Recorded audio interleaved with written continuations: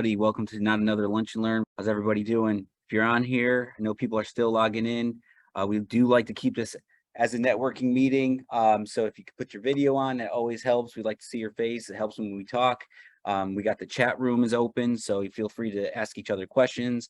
If you're on Facebook, Instagram, and here in the Zoom call, definitely put in your questions. We have Molly in the back behind the scenes checking out everyone's questions. So I'll make sure John gets those questions and we get them answered. So I'm Mike Delpre, Executive Director of Arizona Real Estate Investors Association. This is Not Another Lunch and Learn. We do this on every Wednesday at 12 o'clock to 1 o'clock. We bring in a special guest that in the real estate investing world to provide value and provide information and content that can help your real estate business. So welcome once again. I always take the first few minutes just kind of let everyone know about who Azreia is, what we do. So if you're new on here, welcome. If you're a current member, it looks like a lot of you are. Thanks for always being here and supporting. So Azreia, we've been here since 2002. Alan Langston started Azreia 20 years ago. It's our 20th anniversary. So our purpose here is to support, provide networking opportunities, provide education for all real estate investors throughout the state of Arizona. We've been doing that strong, like I said, for 20 years. So thank you for the continued support. Also, we want to add to that mission that we're here to change the lives of everybody, right? Real estate investing has impacted so many lives. It impacted my life. I still pinch myself every day that I'm able to do real estate full time and live out my purpose and do things that I love to do. And it's because I leveraged the tool of real estate and money. So we want to do that here at Azreia for yourself. We want to help you do that for your family, your friends, change the trajectory of everyone's lives. So that's what Azreia is about. Thanks again. Oh, I got to share this. Go here. I'm not good with the technology. Here we go. So Monday, October 10th, Phoenix monthly meeting. This is where all the members come out. We have our trade show. This is where all our business associates are here to help you answer your questions. This is your real estate investing team. They're all there at the meeting. So make sure to take advantage of that time to network with your fellow investors and our business associates. We also do the market update, right? This month, every other month, we bring Tina Tambor from the Cromford Report. So she will be here Monday, October 10th to let us know where the market is, where it's been, where we're going. So this is very, very important information that you need for your real estate investing business so you can make the right decisions. All right. So if there is a storm coming or something we need to weather, this is the type of information you need to get on top of. And not only do we do the market update in the trade show, we always have an educational portion of the event, which is an expert real estate panel surviving the real estate transition, which I'll go over in a minute. Then we drive down to Tucson. We do the same thing, October 11th at the Tucson Association of Realtors. We'll do our Tucson chapter monthly meeting.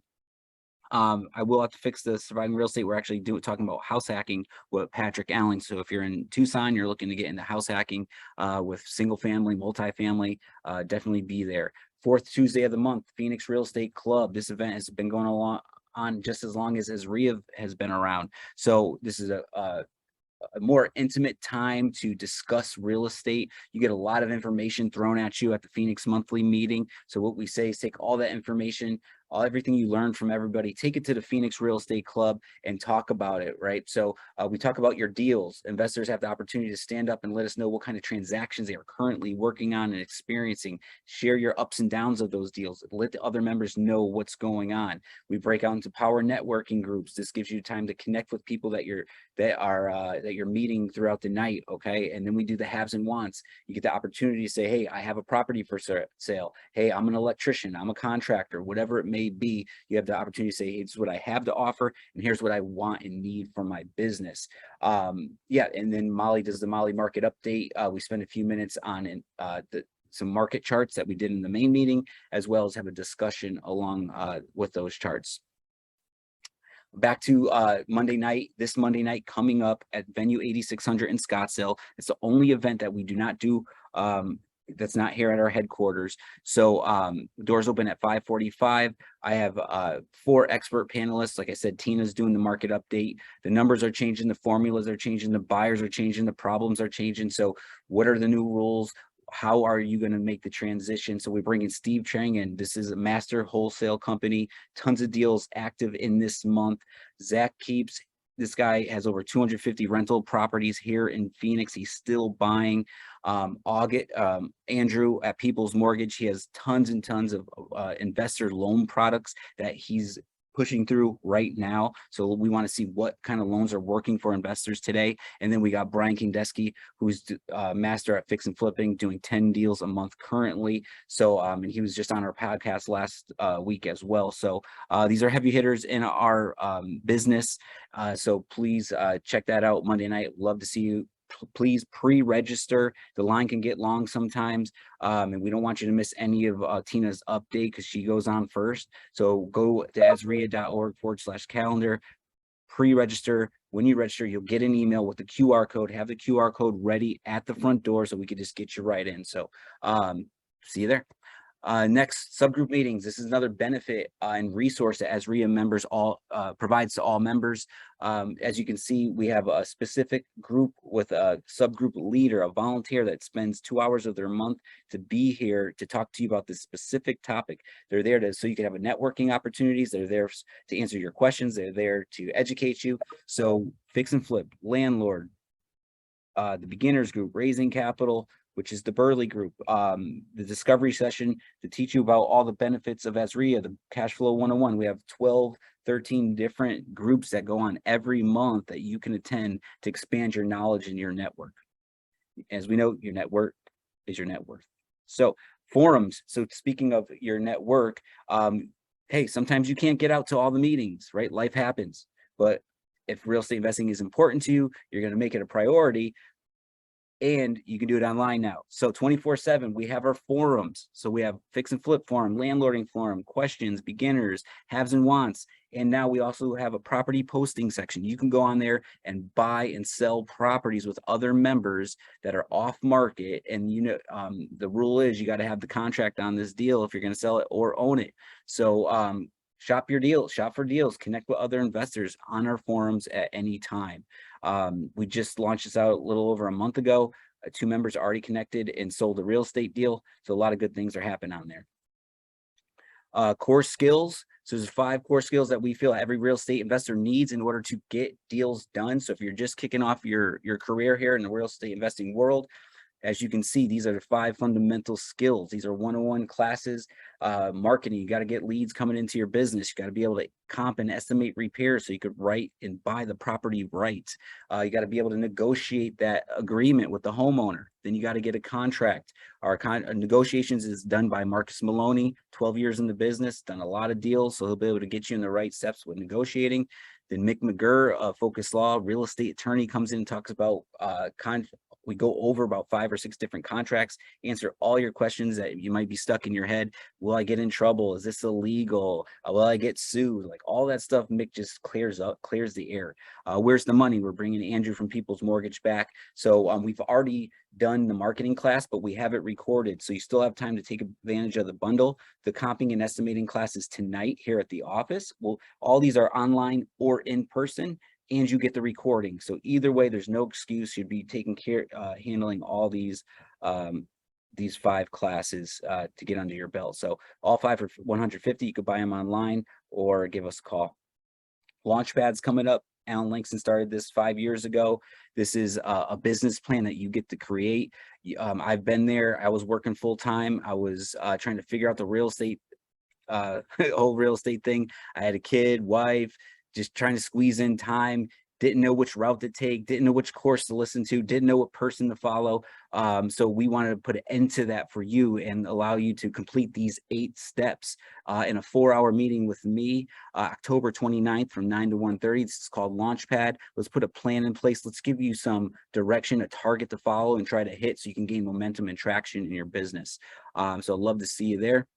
And then Creative Real Estate Live with Brandon Simmons. I don't know if you ever heard of Sean Terry, one of the biggest wholesale educators in the country and a big nationwide wholesaler. Brandon's been his right-hand man for 10 years, man.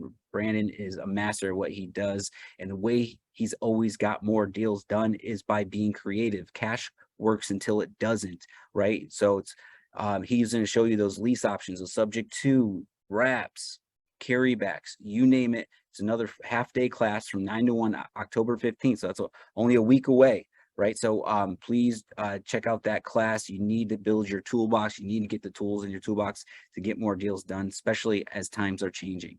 Love to see you there. Like I said, Azreia show every Friday at 7 a.m.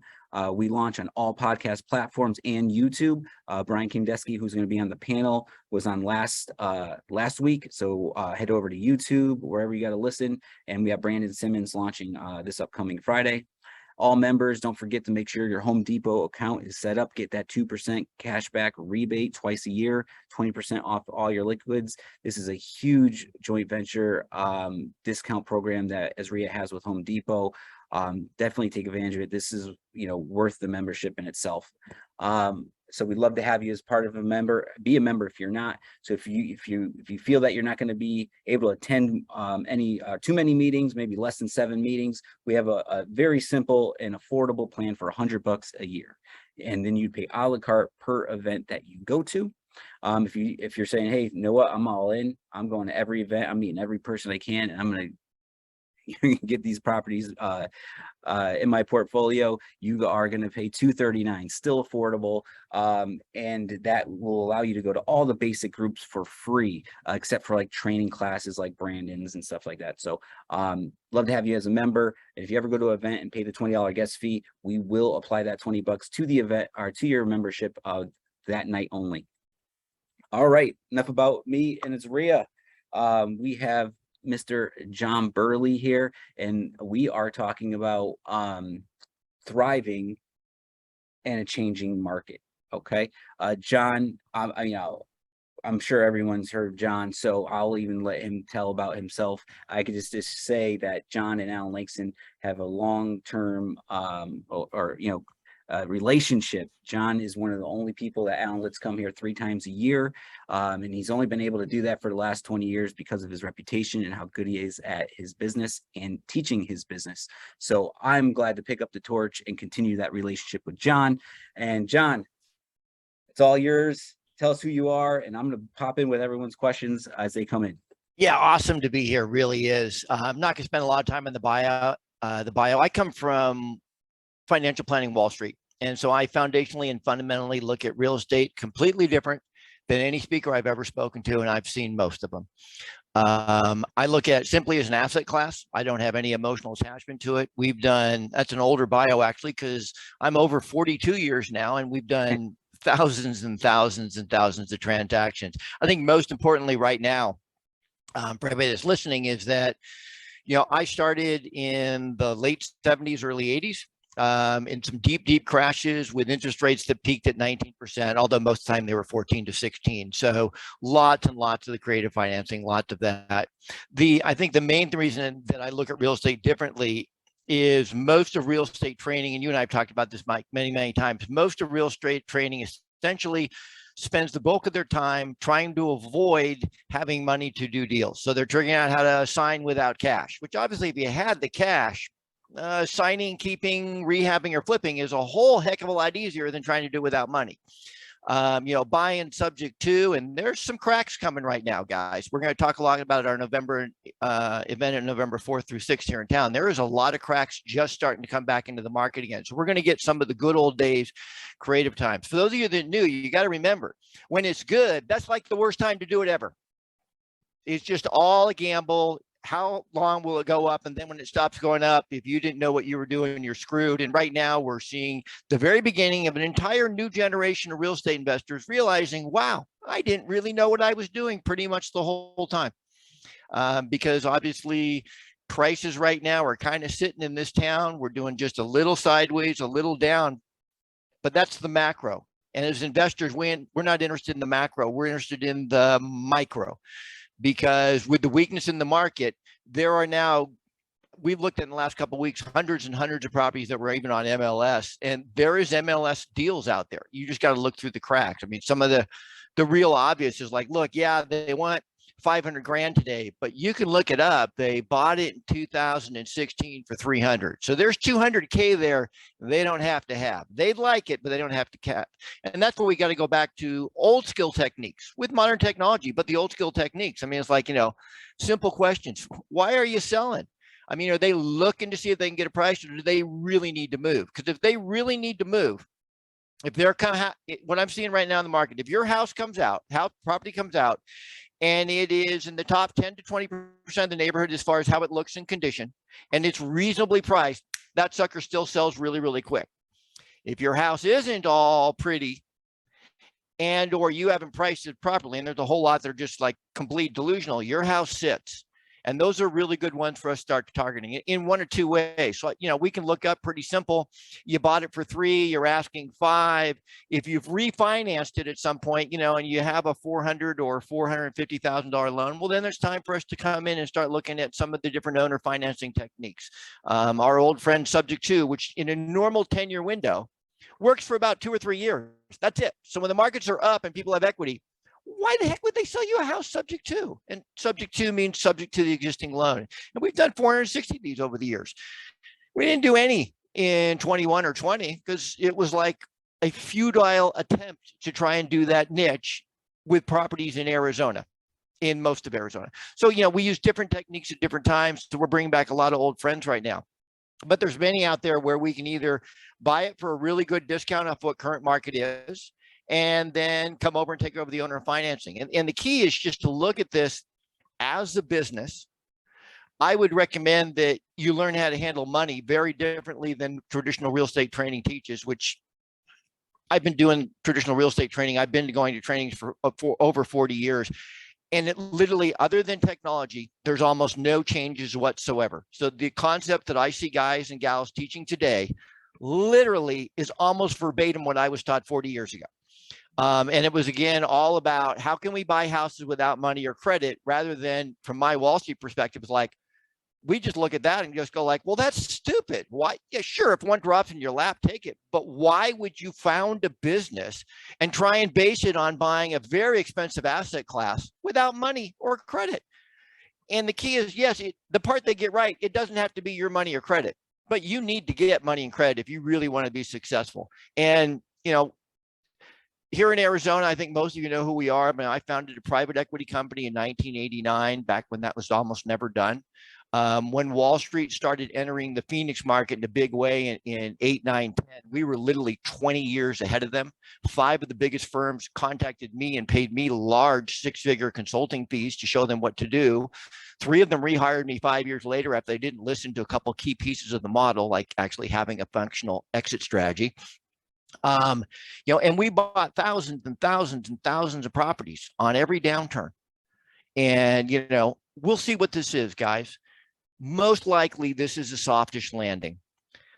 With that said, from a sociological point of view, and Mike, you and I have talked about this, with the internet, which has got a lot of good pieces and a lot of bad pieces, there's never been such a massive proliferation of negativity pushed on a sociological basis to the average American citizen.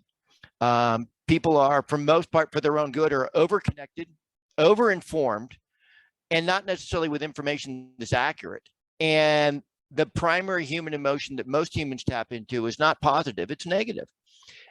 People much more want to talk about the negative sides of the world rather than the positive sides of the world. And so that markets trade on emotion. Look, 2021, early 22, there's no logic. You can look at a chart afterwards and, come up with a story why it happened, but you're no different than an accountant adding up the taxes. You're not there saving the day. You're merely informing us what happened. So those tools and that information is important, but understand that is only a summation of what already occurred. Maybe or maybe not with a projection, with good intentions on what's going to occur, but projections are just that, projections. They don't come true necessarily. People ask me all the time, John, why aren't you a conspiracy theory guy? It's like, well, it's pretty easy. They virtually never happen. So why waste my time and effort? So the emotions that brought that market through the roof, because we went up higher than we should have, are the same emotions that can bring a market down. We are foundationally and fundamentally, this market has nothing to do with 2006 or 8. And I know in that era, most people were just hoping to survive. I think kind of the thing, the term I've been phrasing lately is like, look, let's not talk about how you can survive a downturn. Let's talk about how you can do what the really successful boys and girls in this game do, which is thrive. Because your most money is made at the top of the markets and when markets go down. But when markets go down, most people are too afraid to enter. So those of you here today, you're ahead of your competition by a lot because you're actually going to look at what it is and set your emotions aside. We really, really need to look at buying for our return based on our niche. Obviously, you guys and gals that do the shorter term stuff that are doing the flips and the assignments and the transactions. First of all, unfortunately, there was too many bad apples in the business, and we're facing a lot of legislations that most people are still going like, yeah, I talked to a lot of flippers in town. Yeah, we're sort of complying, but not really. Which is cool unless you're one of the few people that they're going to grab as test cases, which they will do, and put a couple people up against the wall. So if I was doing that niche, I would be very much in compliance with what's said. California has not done their anti-flipping legislation yet. They're currently in discussions with it. I think a lot of the Western United States in particular is looking to see what California is going to do. Theirs will probably be the harshest and the most anti-investor, and then you'll see other states follow this suit. This state doesn't overly follow those California trends, but it does to a degree. So you got a lot of that coming, which is just more and more the reasons why you need money to perform. I think, that's the whole big problem with the flipping is that most people who did it put properties under contract with an assignment, and you got to look at it from the other person's point of view, the end buyer. It's just, it's Mike and his wife sitting at home with the kids and someone puts an offer in to buy the house. And if you're a regular person, your assumption is that they're going to buy the house, that they're going to close in 30 days. They pack up their house, they get a moving van, they buy or rent a new place, and they're all ready to move. And then it falls out. And the investor never had the money. The investor was just hoping that someone else would do it for more money than them. I'm old school. On flipping, man, I grew up on the 65, 75% model. Yeah, Mike, anytime. Yeah, no. So it made me think what you said. So a lot of flipper in regards to the flipper topic. So when it comes to like raising money and stuff, something I would always say to flippers is, hey, to raise money, I would try to raise money from flippers, just saying, hey man, when things slow down or there's a bump in the road and the flips aren't flowing, you need to have that passive part of your business. Right. So I would encourage them to invest with me on rentals or whatever it is. So I think that's a good point, right? Like, so how important is it to raise money right now or understand that skill set to get through these storms? Because a lot of flippers or wholesalers that are just chasing the deal, things are on pause at some level. It is the most important skill that any business owner can have. And real estate investors, if you weren't aware of it, you're a business owner. The ability to raise capital at below market rates or do it on a model where you literally have no cost for the money, which is what we do, is the number one business skill you have. Look, I couldn't have bought in thousands and thousands and thousands and thousands of houses with my own money and credit. I'm not Warren Buffett. I mean, I've done really well, but I mean, very few can do that. And, and the constant question for all the flippers is like, wow, how'd you like to have some of those 16, 17, 18, 19 deals back and wish you hadn't flipped them for 10 or 20 or $5,000? How'd you like to own those suckers after the rents finally caught up? The one thing that didn't run crazy in Arizona's real estate, which again, if you're just stuck in the paradigm of only seeing Arizona from an Arizona point of view, most people think our rents exploded. Our rents have not exploded. Our rents have merely begun to caught up with inflation. We were so far below. We're the 5th biggest city in the United States of America, and the top 25 cities all have higher rents than Phoenix. Our rents were so far below where they should have been. All they've done is catch up. And yeah, I get it. Well, it sucks, man. We lived in a house, for 3 or 4 bedroom house for 15 years. Now we can't afford anything but an apartment. Here's the reality. You shouldn't have been able to afford a house before. You didn't have the income stream. All that's happened now is that's simply moving up. And the marketplace where we have so much stability right now, Mike, is that a large chunk of the real estate is controlled by Wall Street. So here's the big difference between this and last time. Last crash, Wall Street was in heavy, but they were in on the debt side virtually solely. This time, Wall Street is in a huge way all over again, but marginally on the debt side. And the debt side they're in on is only conforming, meaning government insured loans, almost entirely. They're almost entirely in an equity position, which means they now own a large piece of the real estate rather than owning the loans on the real estate. So if the market does go down 10, 20, 30%, unlikely it could go down more, but it could. When it goes down, it's not going to be 2008 again, where you've got a guy who's got 5 houses that are all over encumbered, that 3 of them are vacant with nobody to rent the houses, because back then supply was through the roof versus demand. And all you've got is just people walking away because they got no skin in the game. Well, Wall Street's not going to walk away from those. If they do, they walk away in bulk, and it's because they do games differently than us. So understand that in many, many, many cases, when you see a Zillow lose $780 million, you're like, well, they did this and this and this. I don't understand. The only factual statement that you made was you don't understand. That was entirely a stock play. It never had anything to do with real estate. Their stock went up tens of billions of dollars. It was a successful proposition. Big deal. They lost $780 million paper losses. To most of us, that would be like losing $780. Owie. But they then made tens of billions of dollars in stock valuation. And amazingly, how coincidental, many of the senior officers in the company, they were the holding period before they could use their options happened to coincide with all-time highs of the stock. How amazingly convenient. It was not a real estate play. There are a lot of them that are in it for the long term with large amounts of money. Many of them have taken a step back, and all they're doing, guys, is I'm from there. They're taking a breath.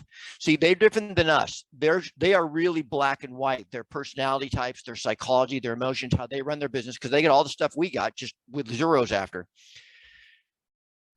It was one of their flaws when they first started investing. Hey, we're going to come to Phoenix. We're going to invest $100 million as fast as we can. They place it. They overpay. They move the market up. And then when more deals come, they're out of capital because they only had that much allotted. They're simply taking a step out and a breath because they're black and white. They're in or they're out, nothing in between. They're coming back. They're just waiting for a little stuff. And there's a lot of stirring right now. Boy, yeah. If there was a time to be raising money to place in real estate and you wanted to step to a whole new game, that's a big part of what we're going to be talking about the November event. So John, is it safe to say, because I see the headline all the time. Was it Blackstone? Is that the big hedge fund? They've raised like 50 billion, right? So ready for housing. So can we say this is comparison to maybe like a little COVID dip? You said they're taking a break. Will they at some point they're going to say now it's good to go back? I'm thinking maybe when inflation settles, but like, do you think they'll bounce back? And so is that smart for us to go in and like take advantage of these dips as well, where you might see something? Yeah, absolutely. They're coming back. So this is how I looked at a Blackstone. We've all seen the documentary. It's Africa. It's a drought. We've all seen these, and there's the watering hole, and the watering hole is getting smaller, and all these animals are coming to drink the watering hole, who are enemies and predators of each other. And like, everybody knows, like the gazelles, they all know, look, you don't go to the watering hole when the lions are drinking. This is a bad time to go to the watering hole because you're going to get eaten by the lions. The Blackstones of the world are the lions. We're the gazelles. I mean, I've done more literally very, very often when I'm at a meeting talking in front of several hundred people. I've literally done more deals than everybody in the room combined, including all the other speakers. I'm still a gazelle. I'm not a lion. I understand what I am. And so, we buy in the cracks, we buy in between. Right now, there's lots of cracks, either for really nice, significant discounts or the cash flow. And it's going back to that old skill set, which has almost been forgotten. I mean, one of the biggest things when I started was we needed to find out why the seller was selling and find out what the motivation was. Because a motivated seller in a market like this is the one that can give us the opportunity if their property can work. And then we're going to need you're going to buy it at a steep discount for a cash or refinance transaction, or we're going to be doing a form of owner financing, working subject to, working the transactional. Very, very complex subjects that one really needs to understand. And I will just say this: in Arizona, don't touch a land trust on a long-term transaction. Don't touch it. This is as anti-land trust you can get. And in this state, it is a criminal act not to disclose properly the beneficial interest, which the main reason behind a land trust was not due on sale, because when they started using them, due on sale didn't exist in America. It was about privacy, but they all understood it was just a window shade. It wasn't a vault. It wasn't like having it in entities. It was just a little teeny holding thing that might help you out in the 50s, 60s, or 70s when that technique was put together. Got it. So what's a tip you can give us about raising money? Something you got in your back pocket you can share with us. Yeah, raising money. The more fear there is in the marketplace, the easier it is. Yeah, and we teach very clearly exactly how to put together a list, exactly how to contact the people. Most of our students do it as a non-security, which is just simpler docs that we have for students and way less expensive, and you don't have securities compliance. When you're raising the money, it's got to just understand 2% of the world financially is extremely successful. 98% isn't. That's just what it is. So what most people think is the right way to do it is wrong. It doesn't work. So most people, when they raise money, oh, look at this rate of return. I'm going to show you, Mike, how you can make 25% cash on cash, yada, yada, yada, yada, yada. And you look at it and it's like, yeah, sure, whatever. And you say no, because it's too good to be true. Yeah. So the main thing that people who have money, not broke people. I mean, your friends that don't have any money who are at RIA, I mean, those that are RIA that don't have money, good for you being there. That's how you get started. You know, I wish there was RIAs when I started. They didn't exist yet. Is look, when you're broke, you want to make 25 or 50 or 100%. When you're rich, you want to not lose your money. There's a big difference. And so you don't need these massive returns. I mean, the Blackstones, basically all they were trying to do was on a cash flow situation, beat treasuries and then have some long-term backside. That was it. Beat treasuries, which are what? How many at 4? So that's all they wanted to do. Beat treasuries, and their investors are very, very happy because they're like going, whoa, okay, you guys can give us 4 or 5% and not lose our money. And on the long term, there's a back end, we're in. So how do you, all these years in the business, like how do you get that mentality across to new investors or even us, you know, baby gazelles here? And even like you said, you're still a gazelle. Like there's a point when you want, you know, you're getting started off or you're even a few years in the business, you're like, hey, I want those big hits. So like, how can someone mentally shift to understanding this is planting the seed business? That's the question. So first of all, get that it is a choice and it's your choice. And I know it's like, oh, that sucks. It's the truth. Trisha Rockwood in 19 started working with us. A lot of you know Trisha. She bought over 140 houses during COVID, getting a $10,000 placement fee per property. So while most people were complaining real estate was too high, she made $1.4 million in placement fees using our model. Because I'm from Wall Street. When I raise money, I don't pay points. I get paid a placement fee, like it should be for all real estate investors. Most real estate investors, Wall Street guys, look at your models and just go like, you got to be freaking kidding me. Who came up with this asinine proposition? Because obviously if it's a business, you need to be paid up front when you raise the money. Otherwise, how do you pay your bills and eat? And how is your investor secure? So the first thing is looking at, look, I got to probably shift my thinking. I need to find somebody who I like, who does what I want to do, and learn from them and get hooked in with them. And then it's how fast you're willing to shift. Just understand, what people who have money think is foundationally extraordinarily different from people who don't, especially people who have earned that money over decades doing their job or work and are looking to place funds with somebody. It's not about your expertise. It's about you meeting their emotional needs. Their primary needs are, it's like Maslow's hierarchy of needs. It really is. They're primarily on a subconscious level, not a conscious. We teach conscious selling and subconscious selling. Most people don't understand subconscious selling. It is the most important piece of selling to use, not conscious. Giving people a bullet list of things to argue about and win the argument, but not raise the money or not make the sale is not what selling is about. That's what most people think it's about. It's not. It's about meeting people's subconscious and conscious emotional needs. The number one need most investors have is safety or security. And most salespeople and people raising money and people in real estate never talk about it. The man sitting and his wife, they're sitting there with $500,000, $1 million, $2 million that are currently not placed in the markets.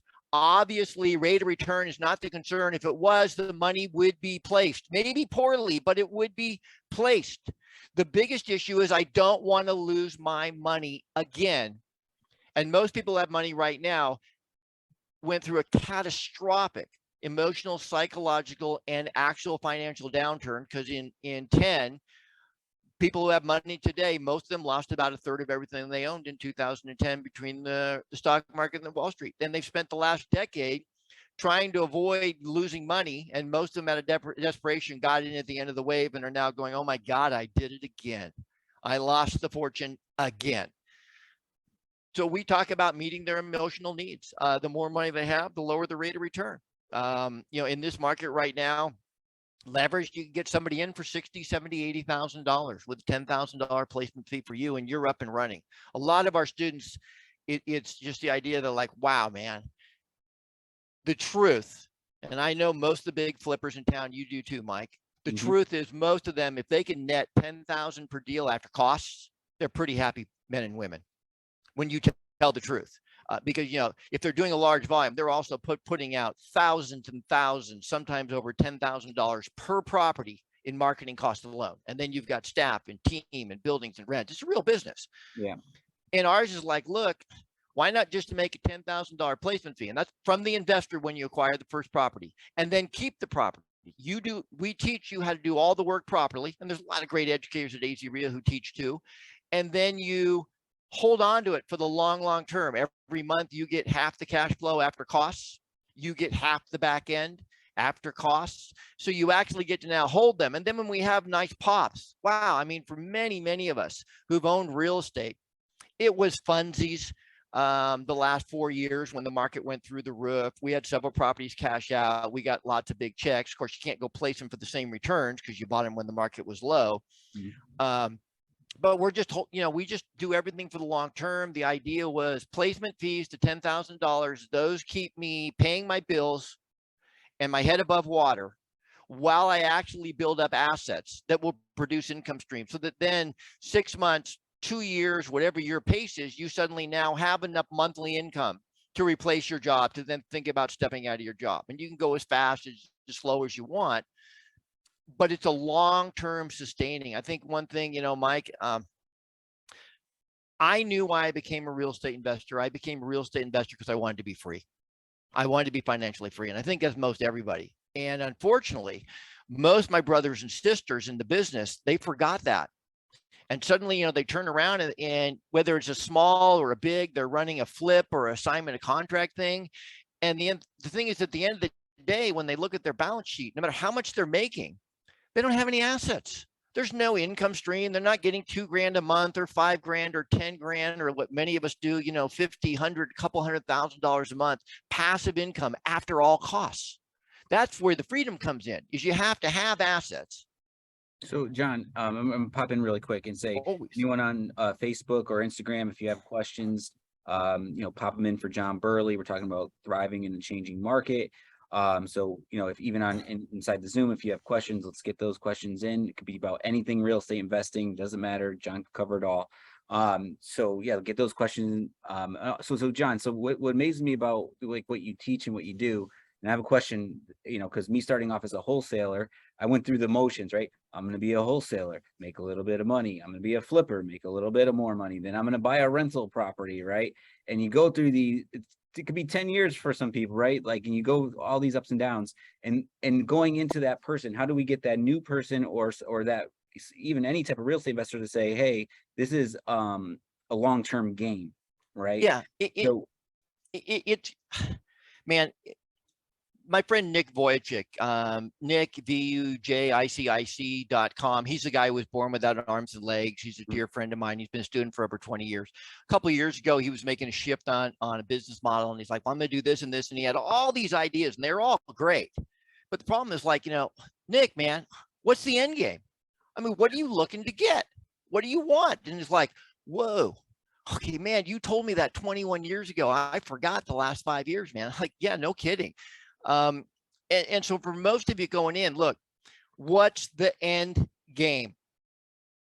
5 years, 2 years, 10 years, where do you see yourself? If you see yourself owning 10 or 20 or 50 or 100 single or multi-family or commercial, whatever they are units, they all have pros and cons. No one's guaranteed. Nothing's better. You know, they all have their good pieces and bad pieces, which we cover a lot at our events.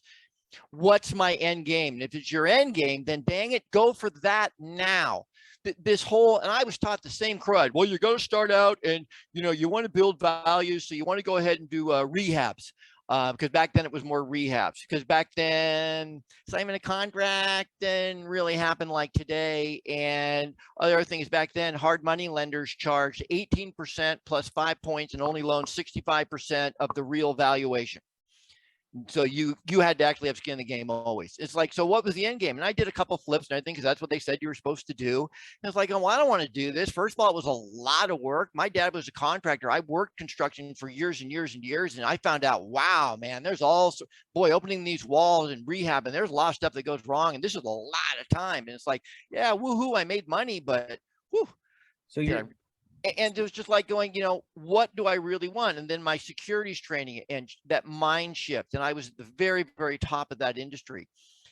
And working with the men, it was mainly men and one woman who were like 20, 30, 40 years the timeline ahead of me, and seeing, you know, their passive income, millions of dollars a year, is like going, okay, I need to shift. And what I really want is I want a portfolio of cash flow producing houses. So when I formed the private equity company, that's what we went out, you know, go ahead, Mike. Yeah. The key, you know, so the key to, you know, how you do your deals is that placement fee up front, where you still get that wholesale, that fix and flip check, so to speak, to pay your bills, keep the lights on, keep the stress off your back, and then you keep the asset. So how important is this strategy? One, I think it's important in general because you pay yourself first. I love that part of it, and you keep the asset. That just, so well, it showed me a real business where there isn't a model where the owner gets paid first. A real business. Yep. There isn't one. So the real estate wholesaling model that's traditionally taught, and there's some guys who teach it exceptionally, but the traditional model is a complete failure of everything there is in regards to how a successful business is run. It completely overlooks, I mean, the 3 keys to a business. I mean, if you went to Stanford, you know, got an MBA, I mean, the core you get is, hey, good idea, real estate is. Although McDonald's proved you don't need a good idea. The next thing is that you raise the money first, not after. I mean, they didn't try and create a financing assignment contract, the Big Macs. They got the money first, and then they had a mechanism to get paid first. And then you learn to run it like a business. All I did, which was so unique, it still is, it just stuns me all these years later, still almost no one's doing it. I just simply took core business models from the security side and put them into real estate. Going to raise the money first, not going to lie about it, not going to pretend it's not the issue, not going to pretend it'll all work out. Look, you can do lots of deals without money. I have. It's just a lot more work than if you had the money. When people are new, what we tell them is like, look, if you have money and the ability to borrow, real estate's easy. I mean, anybody right now, you can literally go on MLS, and as long as you stay in a middle-class neighborhood, don't go too high, don't go too low, stay out of the Class C neighborhoods, just a solid Class B neighborhood, which is now, you know, a lot of the valley has moved back under, not just under 4 or 350, under 300 on MLS. So you can do way better than that. You can literally buy the damn thing for 100% of value, what it's selling for today, get a higher interest loan that's out there today, and still cash flow the sucker all day long buying retail, and get 10,000 up front. Now, if you don't have money, man, when we're going to talk about a lot at our November event, you know, how to go into the cracks, how to try and get a deep discount, which are starting to occur now again, or how to buy with the subject to and the owner financing, although you still need some money for closing costs. Those to me were just extra deals. So the 460 some odd subject to deals I did, those were just free houses that you know, that were a small amount of money, but they weren't a lot. And, you know, we took them if the financing in the house worked. So the main thing was like, look, let's just stop the madness. What I did, raise the money, then buy the properties, build the portfolio, get your checks from every single property, get the checks like a flipper, but still end up with the asset. And look, flipping's not wrong. I do flipping. We have some properties that we flip, just not most, because my end game was I wanted to, I think like most people here, I wanted to have a portfolio of single family or commercial or multifamily I wanted to have X number of doors that provided cash flow month after month after month after month after month. Now, when I started, it was hard. I ran a very efficient organization, and we were making $142 per house in the early 90s, which was more than anybody was making. So we had to do a lot of deals to build up that cash flow. And obviously today, $500-600 is a solid to mediocre deal in Arizona that we're buying right now. So do you think the way you're doing deals, so on the exit, when you run it, you raise the money, you obviously you fix it up, and you guys don't take on full junkers. You guys take, or do you? Take on junkers when they're worth buying. The last several Right. years, you know what it's been like. Yeah. To make the numbers easy, the house is, worth 300 grand. It needs 40 grand to work, and it sells for 290. I mean, you were paying a premium for junkers. Yeah. Where in the old days, you got a discount. Today, starting to see discounts again. So you raise the money, you have some type of partner or some type of relationship there. You fix it up, clean it up, and then you go on the exit of a lease option. Yeah, the normal option we do is we do a form of owner financing.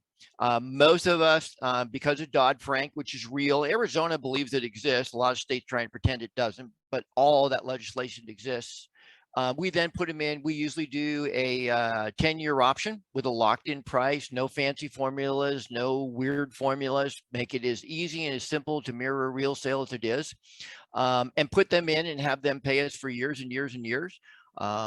And that's where we maximize their cash flow. At some point, we get the back end. Most of our houses these days, the back ends are $80,000 to $120,000. We've got a couple in escrow right now that we're getting checks on that cashed out. Markets moved down a little bit, but they still have plenty of equity. Do you think the exit, the financing, the options that you offer on the back end for the homeowner, do you think it's going to thrive more than it has in the last 3 years due to affordability and so on?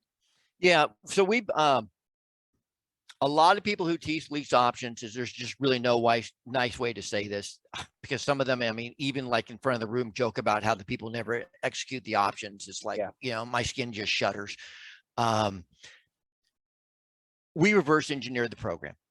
The first thing wasn't to have us win. The first thing was have the resident to win. We've had over 2,000 families who now own a home. They paid us off in full.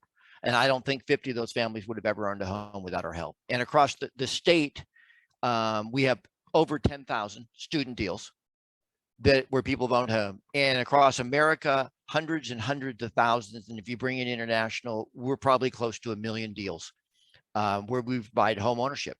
Our job is to reverse engineer it, set up for them to win.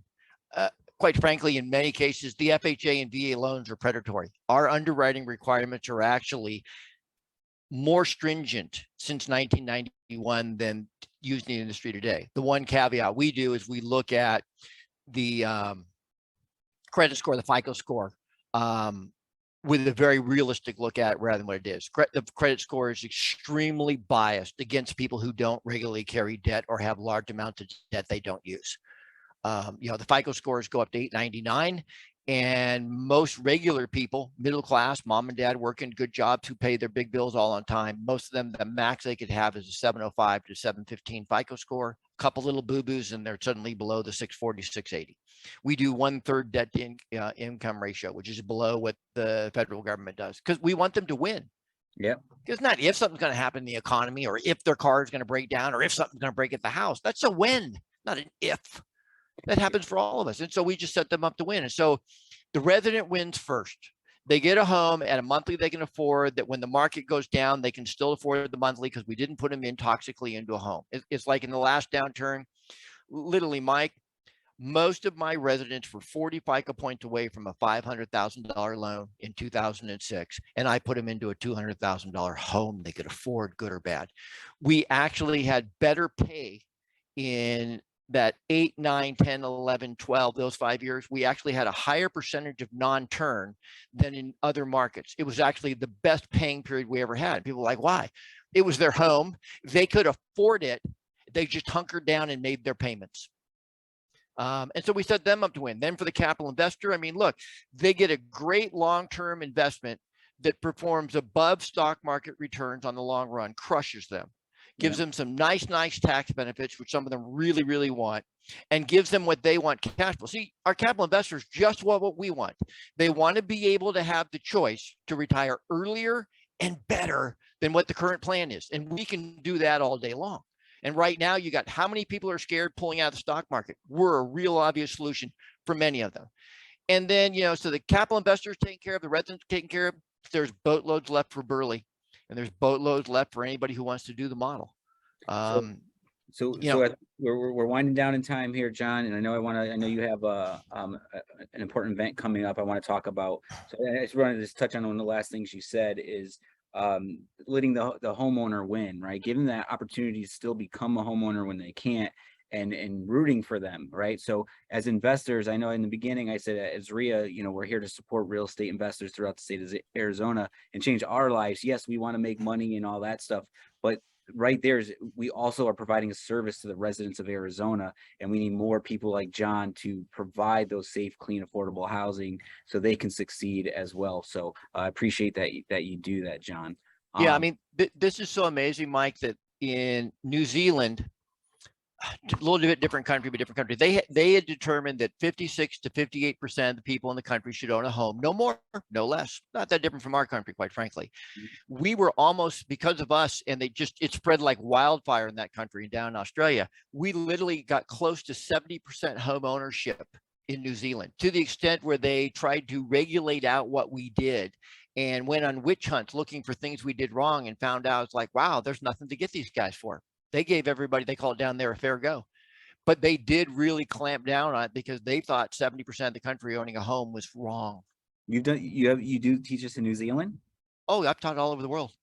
Wow. Yeah, we have one, it's a settlement company, we call it a title company. We had one guy that by 2013, his company had closed over 42,000 Burley student deals. One office, 42,000 Burley student deals. That was in Sydney, Australia. Wow, that's amazing, man. I never been down that way. It's down under. It's really good. It's really good. All right, yeah, buddy. I mean, this is a great model. It teaches students from new to advanced, how to really form a business model and how to have a model that's going to work in all markets. Because most models just work when it goes up, and we're kind of moved out of that for a while. Love it, man. So tell us what's coming up in November. Yeah, johnburley.com/Azreia. November 4th to 6th here in event. It's our last event of the year. I won't be doing another event till April of next year. I only do 3 a year. Students always say the good thing about me is I'm an active investor who knows what he's doing. The bad thing about me is I'm an active investor who knows what he's doing. But I don't do a seminar every month. They happen 3 times a year. We're going to really get into, first off, the raising money side. Going to go through the model. We have what we call talking points. We're going to show you the script. We're going to go through it verbatim, word for word, boom, boom, boom, boom, boom, with Q&A throughout the process. We're going to have an expert panel with Century Club members. So homegrown Burley students who are Century Club members. We're going to bring in a very, very, very high-end asset protection attorney that I've known for years. Don't worry, he's not selling anything. He's just going over how we really do the asset protection and how I do it for all my clients who, investors, two of whom were billionaires. Many of them are millionaires, decamillionaires, et cetera. So how we do that. We're also going to really get into how we start buying in the cracks. So how we start doing the sub twos and dot the I's and cross the T's. And I'm going to share with you the good and bad about that, because it's not a sugarcoat subject, and most seminars sugarcoat it quite a bit. There's stuff you need to really know because there's some downsides if you don't do it right. And so we're just going to be going through raising money, how to buy for big cash discounts right now today, how to buy creative financing today, how to set up the business organizationally and operationally. One of the coolest things, if you guys have been to normal real estate events, even with the high quality of Azreia here in town, I go to a lot of events and there's very few people in the room who are the real deal as a student who've done it. You'll find that about 40% of our room has got 20 to a couple hundred houses.